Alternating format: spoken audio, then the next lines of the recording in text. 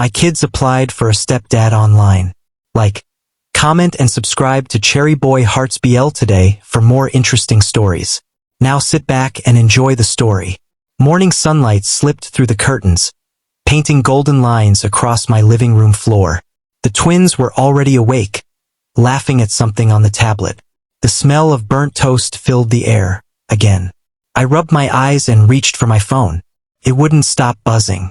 Ping, ping, ping. At first I thought it was work mail, but the icon on the screen looked strange. A pink heart with sparkles around it. What is this? I mumbled. I didn't remember installing anything new. Leo and Liam suddenly went quiet. That was my first warning sign. Quiet twins were never a good thing. Dad! Leo shouted, too cheerful. Good morning. Uh-huh, I said slowly, sliding my thumb across the screen. Boys. Why is my phone full of hearts? They looked at each other, biting their lips to hide smiles. The screen opened, and my heart nearly jumped out of my chest. It was a dating app. My profile picture, an old photo of me at the beach, was there, smiling like a fool. I scrolled down. Someone had written in my bio, single dad of 2 angels. Looking for someone who still believes in forever. My mouth dropped open. What in the world? The twins burst into giggles. Surprise! Liam shouted.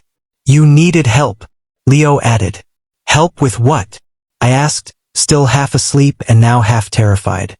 With love, they said together, like it was the most obvious thing in the world.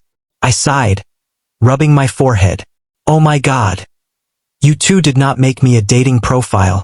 They looked proud. We only sent a few messages, Liam said. To a nice man. My stomach twisted. What man? Leo pointed at the phone. That one. I followed his finger and froze. There, right in the middle of my screen, was a name I hadn't seen in 6 years. Julian Hart. My pulse stopped. My chest felt tight. Julian, the same Julian who had once sworn he loved me. The same Julian who had left me to chase a writing career in another city, leaving me heartbroken and alone. My hands trembled as I opened the chat. The messages were bold, shameless, and definitely not from me. I still dream about your hands. If you come over, maybe we can talk, or something more. I dropped the phone like it was on fire. Oh my God. What did you two do? Liam blinked up at me, completely innocent. We just helped. You looked lonely. Leo nodded, his curls bouncing. And he's cute. You said so before. I said that 6 years ago. I groaned. When I was young and foolish. The twins giggled harder. I tried to stay angry, but it was hard when they looked so proud. Still, the thought of Julian reading those messages made my skin heat. Memories flashed. His laugh. The way his hand used to rest on the back of my neck. The smell of his cologne. I hated that those memories still had power over me. I deleted the app, or at least I thought I did, and tried to forget about it. But the world had other plans. That afternoon, while the twins were drawing superheroes at the dining table, the doorbell rang. Delivery, I muttered, wiping my hands on a towel. When I opened the door, my voice caught in my throat. Julian Hart stood on my porch. He looked older, sharper, but still heartbreakingly handsome. His hair was shorter now, his jaw more defined. The sunlight hit his hazel eyes, and for a moment, I forgot how to breathe. Evan, he said slowly, his voice low, familiar, dangerous. So it was you. I blinked, frozen. What are you doing here? He lifted his phone, showing the app. My picture glowed on the screen. I thought someone was playing a joke on me. The messages sounded like something you'd never say. But I had to check. I wanted to melt into the floor. It was a mistake. A kid mistake. Julian frowned, confused. A kid mistake? Before I could answer, the twins ran up beside me. Hi! They shouted in unison. Julian's eyes widened. He looked from me to them and back again. They both had his eyes. The same golden brown shade. The same sparkle when they smiled. I saw realization hit him like a wave. He took a slow step forward. Evan! His voice cracked. Are they? Panicked. My heart thudded. I wasn't ready for this. Not yet. Goodbye, Julian. I pushed the door closed before he could finish. On the other side, I heard him whisper, almost to himself, "They look just like me." I leaned against the door, breathing hard. The twins stared at me, puzzled. "Daddy, was that him?" Liam asked quietly. I nodded, still shaken. "Yes, that was him." Leo tugged my sleeve. "Did he come to take you on a date?" I gave a weak laugh. "No, baby. He came because of your prank." They both looked guilty for a moment.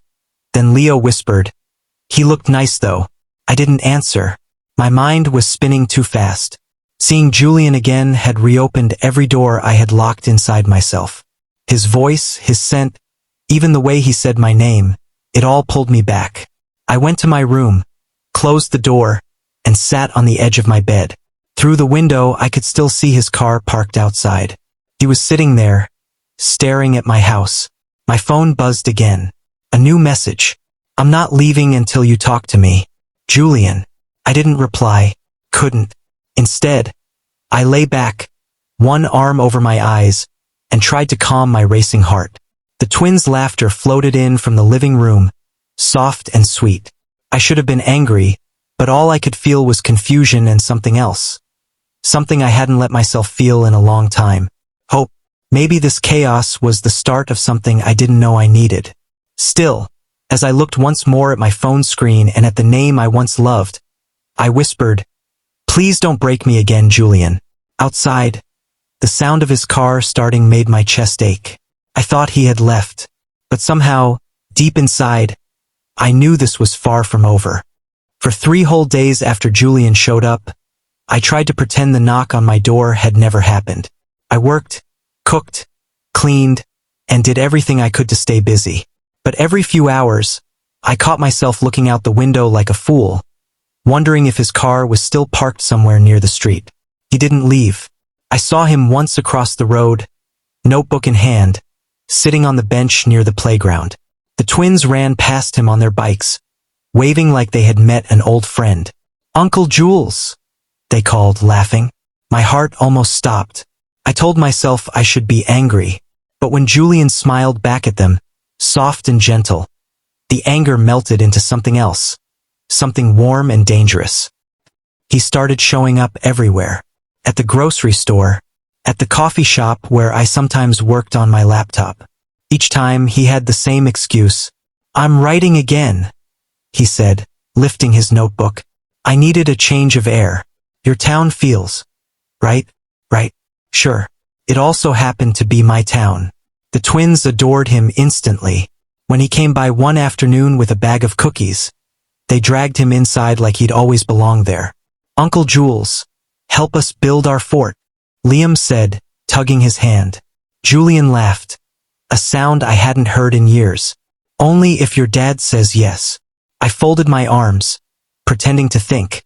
"Fine, but if you break my couch again, you're both sleeping outside." Leo grinned.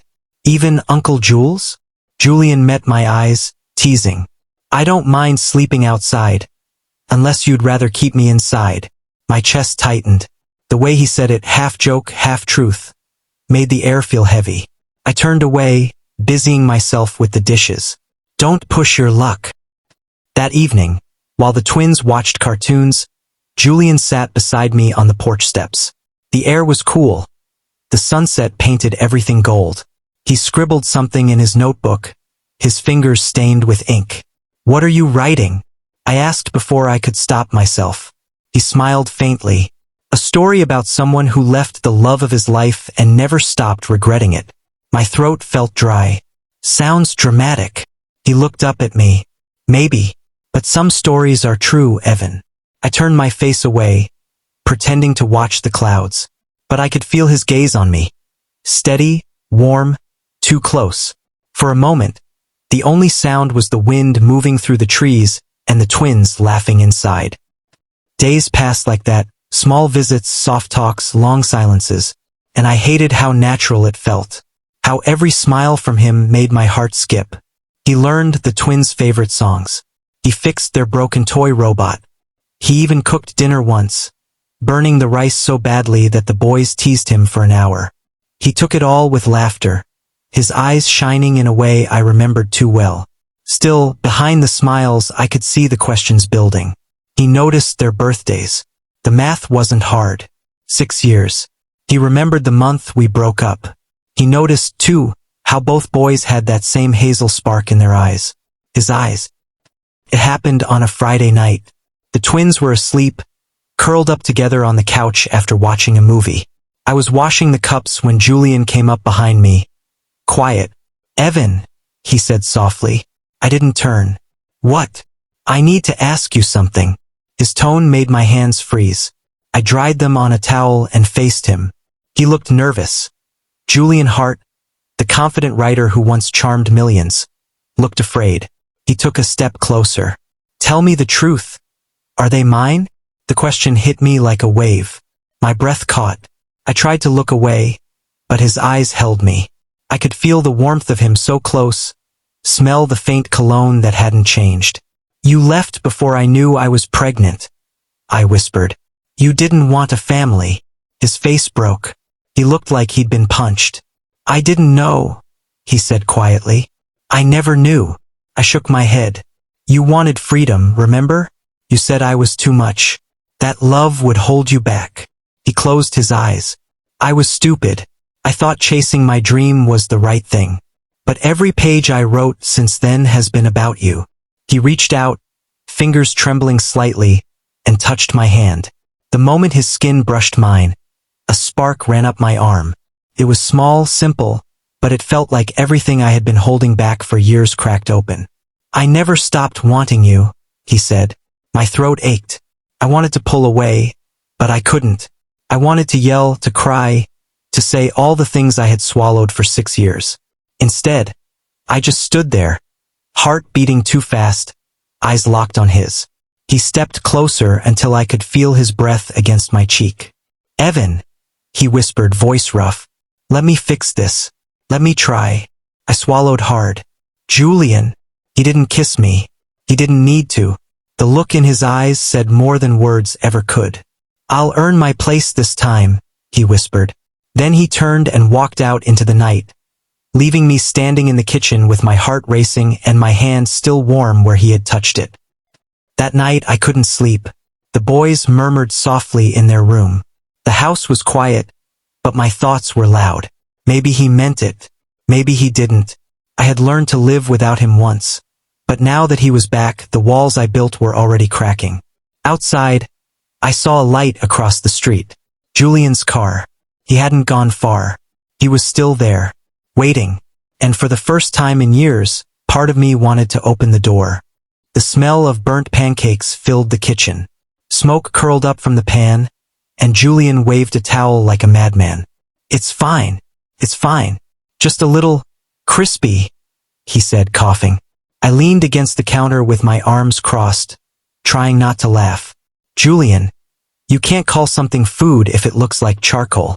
He turned, his cheeks red, his hair sticking up in every direction. "I told you I'd handle breakfast. You doubted me. Because last time you almost burned my toaster," I said. Before he could answer, the twins came running in, Eli and Leo, still in their pajamas, giggling as they saw the smoke. Leo wrinkled his nose. "Uncle Jules, did you try to cook again?" Eli grinned, climbing onto a chair. "You can't cook, but you're hot." Julian froze. My face went red. "Eli," I gasped. "You can't say things like that." "But it's true," Eli said, blinking innocently. "He is." Julian turned away, hiding a smile. "Smart kid," he muttered. I groaned, grabbing the burnt pancakes from the stove and tossing them into the trash. The smell was terrible, but somehow, the sound of Julian's laughter made it feel less awful. He had that kind of laugh, low, rich, full of warmth. It filled every quiet space and made the air feel softer. "Okay," Julian said, rolling up his sleeves. "Let's try again. I'll take orders. What does everyone want?" Leo raised his hand. "Chocolate chip pancakes," Eli shouted. "With strawberries." Julian saluted. "Got it, my lords." He looked at me next. "And you, Evan?" Coffee, I said quickly. Just coffee. Julian smiled, his eyes glinting. Still living on caffeine, huh? I didn't answer, because that smile, it did something strange to me. It made my heart pound like I was still 20 again. Standing under the rain with him, both of us laughing with our hands linked. I hated that memory, but I also loved it. Julian didn't leave after breakfast. He stayed the whole morning helping the boys with their science project. I tried to keep my distance, pretending to read while secretly watching from the living room. He sat cross-legged on the floor, showing them how to tape cardboard pieces into a volcano model. See, if we mix baking soda and vinegar, it erupts, he said. Like magic? Leo asked. Julian smiled. Like science magic. The boys clapped their hands, excited. When the fake lava started bubbling out, their laughter filled the room. And there he was again, Julian looking right at home, his eyes glowing with joy, his sleeves rolled up, a little flower still on his cheek from breakfast. Something in my chest twisted. I hadn't seen that look in years. I told myself to walk away, but I didn't. I stayed. Later, after lunch, we took the boys to the backyard. They begged for water balloons, and Julian agreed too quickly. This is going to end badly, I warned. Relax, Julian said, grinning as he filled balloons at the hose. I'm great with kids. He wasn't. Within 10 minutes, he was soaked from head to toe, and the boys were screaming with laughter as they chased him across the yard. Uncle Jules, you're slow, Leo shouted. Julian pretended to trip dramatically. Oh no, the mighty warriors have defeated me. Eli splashed him with another balloon, and water dripped down his hair and onto his shirt. His white shirt. I swallowed hard. His clothes clung to his chest, and I could see every line of muscle, every rise and fall of his breathing. He caught me staring. For a moment, everything stopped. The twins' laughter, the sound of the hose, even the wind. Julian's eyes softened as he looked at me, water running down his jaw. He smiled. You're staring. I'm not, I said too quickly. You are. I turned away, pretending to pick up balloons. You're imagining things. But I wasn't. He looked so alive, so beautiful, like he belonged here, like he'd never left. That night, after dinner, the twins finally fell asleep. Julian helped me clean up. We moved around the kitchen quietly, our hands brushing once when we reached for the same plate. I felt the spark, the same one I used to feel years ago. He glanced at me. You're quiet. I'm tired, I said, stacking cups. You're lying, he said softly. I looked up, frowning. Excuse me? He leaned against the counter, watching me with that calm, knowing gaze. You always bite your lip when you're hiding something. I froze. I didn't even realize I was doing it. He smiled faintly. Still the same habit. I didn't know what to say, so I grabbed a towel and turned away, pretending to dry my hands. But Julian stepped closer. Evan. His voice was soft, warm, almost like a whisper. Do you ever miss me? I felt my throat tighten. I don't know. Because I never stopped missing you. I turned then and our eyes met. His were bright, full of something that made my heart ache. He took a slow step closer. I didn't move away. The air between us changed.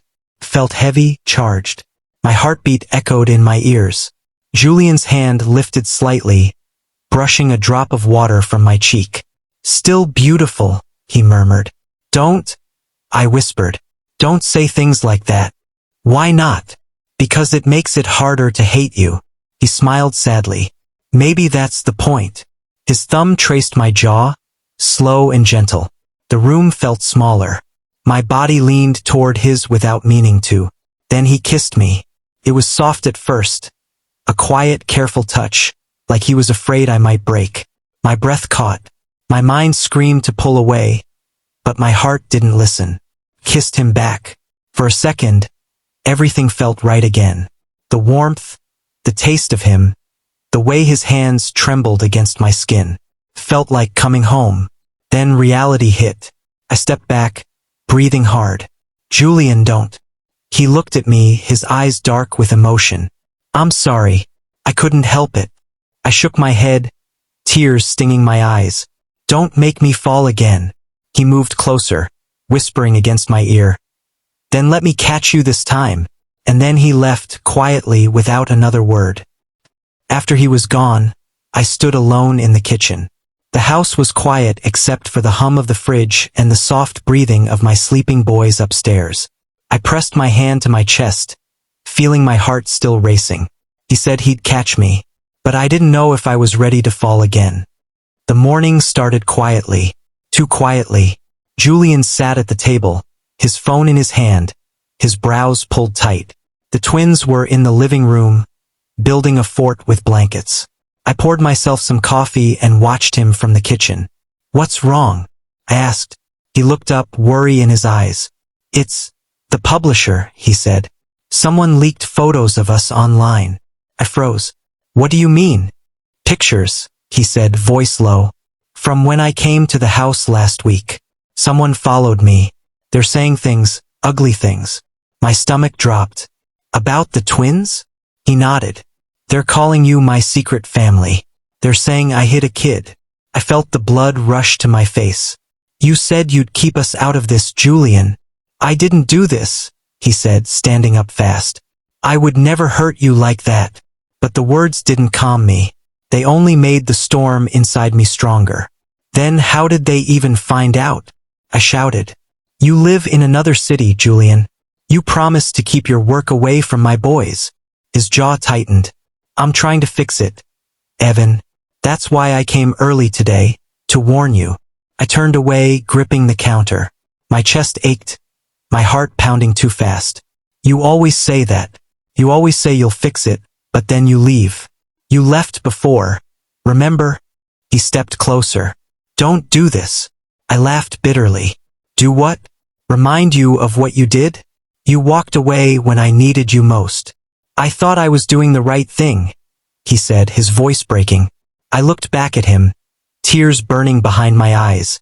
The right thing? You disappeared. You didn't call. You didn't even know about them. I know, he whispered. And it kills me every day. The room was silent. Only the sound of the clock ticked between us. Then Julian's voice dropped lower, rougher. You think I left because I didn't love you? I swallowed hard, but I didn't answer. He stepped closer until his breath brushed my cheek. I left because I thought I wasn't enough for you. His words hit me like thunder. My hands trembled. Julian. He moved even closer, his hand on the counter beside me, trapping me between him and the cold marble. His eyes burned into mine. Say something. I could barely breathe. Then prove you are now. Something in him snapped, softly, quietly, but it changed everything. He pressed me back against the counter, his hands sliding to my waist, his breath hot against my skin. Our lips met hard, fast, desperate, full of every word we never said. The kiss wasn't gentle. It was years of anger, of love, of pain all mixed into one. He tasted like coffee and regret, like home and heartbreak. My hands found his shirt, clutching it as if he might vanish again if I let go. He groaned softly, pulling me closer until there was no space between us. I could feel his heartbeat against my chest, fast and wild, just like mine. When he broke the kiss, we both gasped for air. His forehead rested against mine. It wasn't just a kiss, I whispered, my voice shaking. It was 6 years of what-ifs, finally breathing. He smiled weakly, his thumb brushing my jaw. Then let's not waste another second. His lips found mine again, slower this time, softer, sweeter, like an apology and a promise in one breath. I didn't push him away, couldn't. For the first time in years, I let myself feel everything. The love I tried to bury, the anger I pretended was gone, the ache I'd carried since the night he left. We moved together slowly, our hands exploring old memories. His fingers traced the line of my back, sending sparks through me. I could hear my heartbeat echoing in my ears. Julian, I breathed, my voice breaking. He pulled back just enough to look into my eyes. I'm here, he whispered. I'm not going anywhere this time. He kissed me again, soft and deep, And this time it wasn't pain, it was peace. Hours passed. The house grew quiet, the night outside soft and still. We ended up on the couch, wrapped in the same blanket the twins used for their forts. Julian's arm was around me. My head rested on his chest, listening to the steady beat of his heart. Neither of us spoke for a while. The silence wasn't awkward.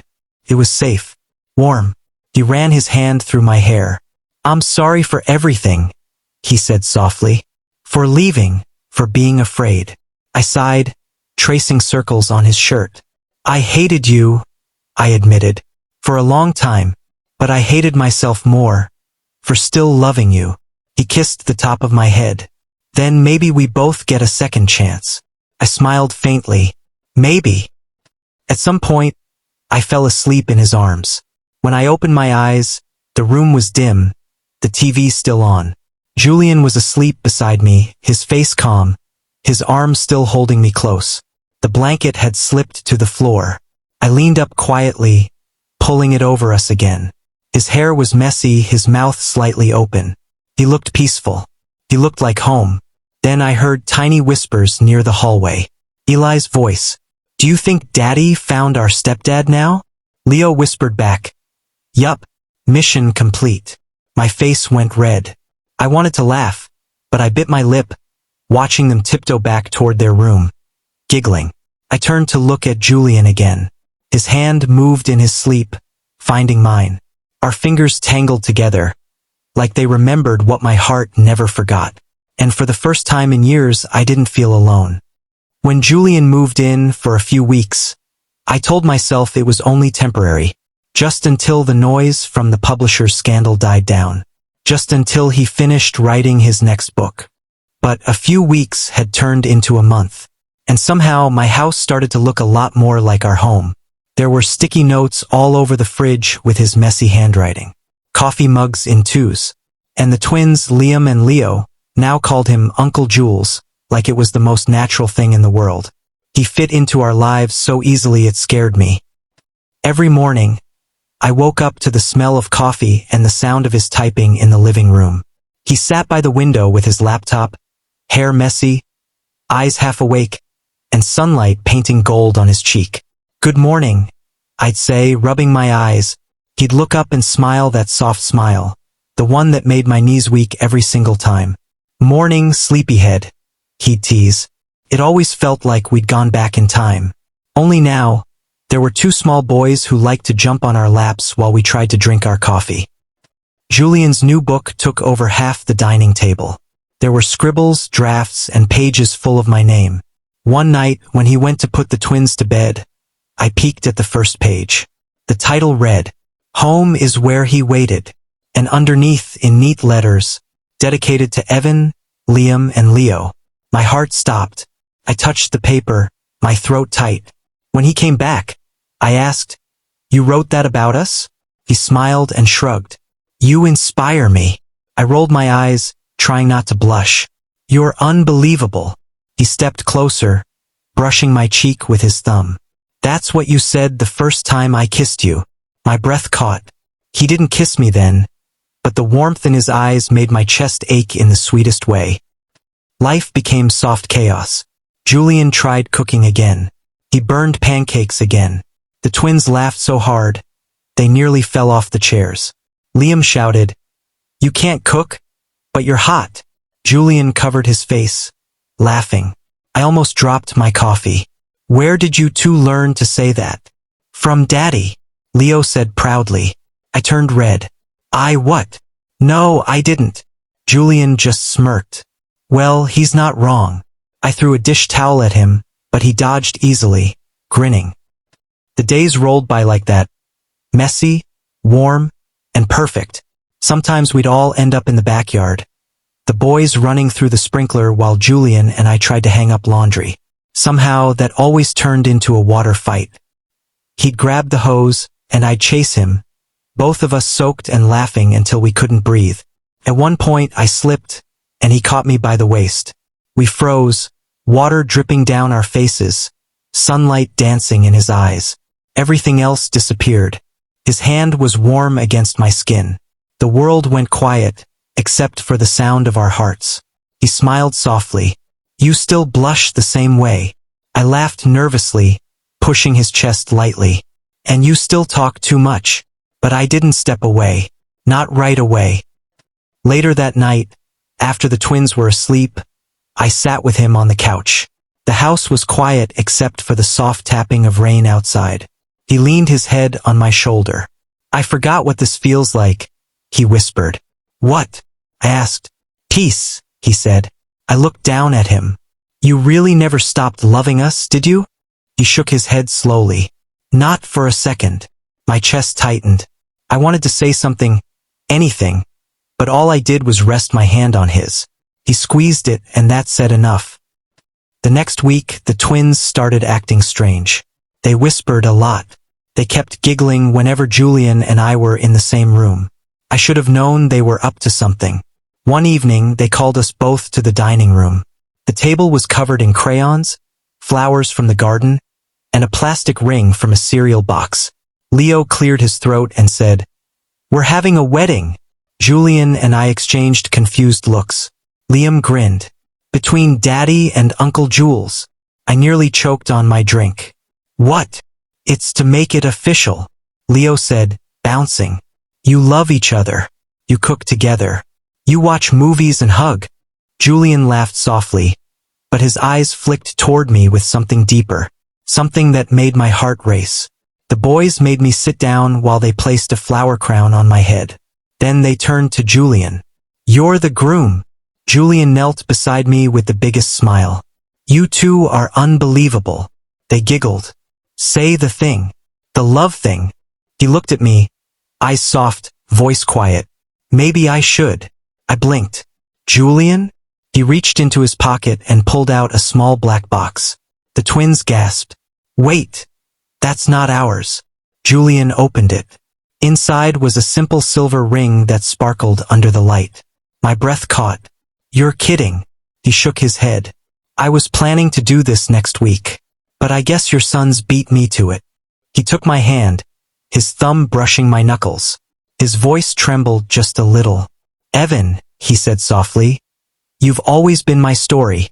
Every chapter, every word, every blank page. I don't want another ending without you. Will you marry me? The twins screamed. Say yes. I laughed through tears I didn't even know were falling. My heart felt too full, too bright. Yes, I whispered. Yes, Julian. He slipped the ring onto my finger and pulled me into his arms. The twins clapped and jumped around us like tiny cheerleaders. Julian kissed my cheek, then my forehead. Guess the boys' plan worked. I laughed. They really are little geniuses. After dinner, the boys fell asleep halfway through a movie. Julian and I sat together on the couch, their small bodies curled up between us. He rested his hand over mine, tracing circles with his thumb. I looked at the ring on my finger, still not believing it was real. You know, I said quietly, they started this whole mess. The dating app, the chaos, everything. He smiled. Smartest matchmakers I've ever met. I chuckled. They catfished you into a family. Best catfish of my life, he said, leaning closer until his breath tickled my ear. I turned, meeting his gaze. His eyes were warm and steady, and even after all these years, one look from him still made my heart skip. He brushed his lips against my cheek. Love you, he whispered. I smiled. Love you too. The twins shifted in their sleep, one of them mumbling. See?